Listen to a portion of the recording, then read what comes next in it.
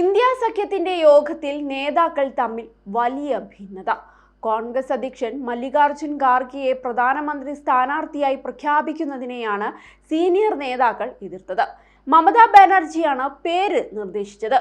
എന്നാൽ ബീഹാർ മുഖ്യമന്ത്രിയും JDU നേതാവുമായ നിതീഷ് കുമാർ, RJD അധ്യക്ഷൻ ലാലു പ്രസാദ് യാദവ് എന്നിവർ ഇതിനെ എതിർത്തു. അത്തരമൊരു തീരുമാനത്തിൽ ഇരുവരും അസംതൃപ്തി അറിയിക്കുകയും ചെയ്തു.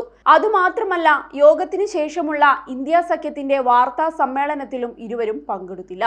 ഇതിൽ നിന്ന് തന്നെ സഖ്യത്തിലെ വിള്ളൽ വ്യക്തമാണ്. അതേസമയം ഇത് പ്രതിപക്ഷ സഖ്യത്തിന്റെ 4ാമത്തെ യോഗമാണ്. ഓരോ നേതാക്കളായി അതൃപ്തി അറിയിച്ചുകൊണ്ടിരിക്കുകയാണ്.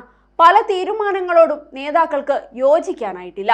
അതേസമയം പാർലമെന്റിലെ അതിക്രമവുമായി ബന്ധപ്പെട്ട സുരക്ഷാ വീഴ്ച ചർച്ച ചെയ്യണമെന്ന് ആവശ്യപ്പെട്ടുള്ള പ്രതിഷേധത്തിൽ പ്രതിപക്ഷ MPമാരെ പുറത്താക്കിയ നടപടി ജനാധിപത്യ വിരുദ്ധമാണെന്ന് മല്ലികാർജുൻ ഖാർഗെ അഭിപ്രായപ്പെട്ടിരുന്നു. ഇന്ത്യ സഖ്യത്തിന്റെ യോഗത്തിന് ശേഷമായിരുന്നു ഖാർഗെയുടെ ഈ പ്രതികരണം. അതേസമയം യോഗത്തിൽ പ്രധാനമന്ത്രി സ്ഥാനാർത്ഥിയായി ആരെയും നിർദ്ദേശിക്കേണ്ടതും തെരഞ്ഞെടുപ്പിലാണ് ശ്രദ്ധയെന്നും ഖാർഗെ പറഞ്ഞു. നിർണായകമായ സീറ്റ് വിഭജന ചർച്ചകൾ ജനുവരി 1 പൂർത്തിയാക്കണമെന്ന് നേതാക്കൾ നിർദ്ദേശിച്ചിട്ടുണ്ട്. അതേസമയം ബംഗാൾ അടക്കമുള്ള സംസ്ഥാനങ്ങളുടെ കാര്യത്തിൽ തീരുമാനം വേഗം എടുക്കണമെന്നാണ് പുതിയ നിർദ്ദേശം. മോദി സർക്കാർ സ്ത്രീകളുടെ യുവ വോട്ടർമാരുടെ വിശ്വാസം നേടിക്കഴിഞ്ഞതായിട്ടാണ് പ്രതിപക്ഷ നേതാക്കൾ വിശ്വസിക്കുന്നത്. ഇവരുടെ വിശ്വാസം പ്രതിപക്ഷം വീണ്ടെടുക്കാനായി ബദൽ മാർഗം കണ്ടെത്തണമെന്നാണ് നേതാക്കളെല്ലാം തന്നെ ആവശ്യപ്പെട്ടത്.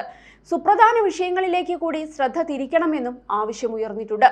അതേസമയം ലോക്സഭാ തെരഞ്ഞെടുപ്പിനുള്ള പ്രചരണം ജനുവരി 30 ഔദ്യോഗികമായി ആരംഭിക്കുക. ഇന്ത്യ സഖ്യത്തിലെ MPമാരുടെ സസ്പെൻഷനെതിരെ വമ്പൻ പ്രക്ഷോഭം സംഘടിപ്പിക്കാൻ തീരുമാനിച്ചിരിക്കുകയാണ്. ഡിസംബർ 22 വമ്പൻ പ്രക്ഷോഭം ഇതിനെതിരെ അഖിലേന്ത്യാ തലത്തിൽ നടക്കുമെന്ന് ഖാർഗെ പറഞ്ഞിട്ടുണ്ട്. MPമാരുടെ സസ്പെൻഷനെതിരെ പ്രമേയവും പാസാക്കിയിട്ടുണ്ട്. EVM സുരക്ഷ സംബന്ധിച്ച പ്രശ്നങ്ങളിലും പ്രതിപക്ഷം ആശങ്കയറിയിച്ചു.